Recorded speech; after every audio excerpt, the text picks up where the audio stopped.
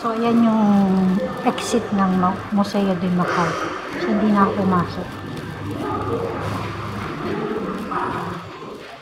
So, ito na yung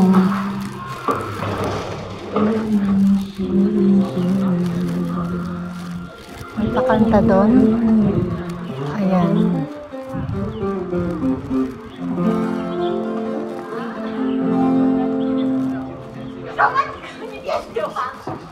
So, ito na yung nasa ano na tayo, tuktok. So, makikita nyo yung napakaganda ng view. So, yan. So, itong Macau po is napakalit lang to na ano, na syudad. Pero napakabulo. I mean, makaysaysayan na lugar. So, ayan. So, ayan lang yung mga building. Napaka-simple lang pamumuhay dito sa Macau. So, kaya ako'y nagtagal dito for almost 10 years. 10 years na po ako nandito.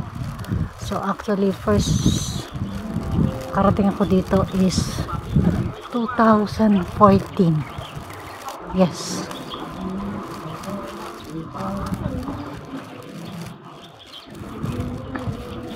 So, hindi mahirap at hindi napakadaling mamuhay dito. Kung gusto mo lang ng simpleng buhay, ayan. Transportation is napaka mura. So, malamig na. So, merong background music. May kumakanta doon actually, guys. Napakalamig ng boses. I don't wanna live without you. Nothing gonna change my love for you. The all alone love how much I love you. One thing to share. Wag na nakakaya. Then show love. Nothing gonna change my love for you. You are a part of me. So I love you. Change like you. Things gonna change my love for you.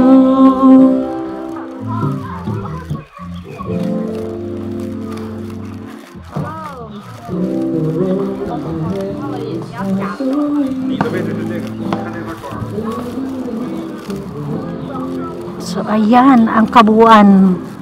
Nandito na tayo sa Rurok. So ayan, napakaganda. Museo de Macau.